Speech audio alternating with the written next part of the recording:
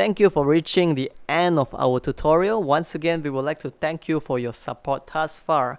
And if you find what we do here to be helpful, please help us by leaving a like, comment, subscribe, and share our videos.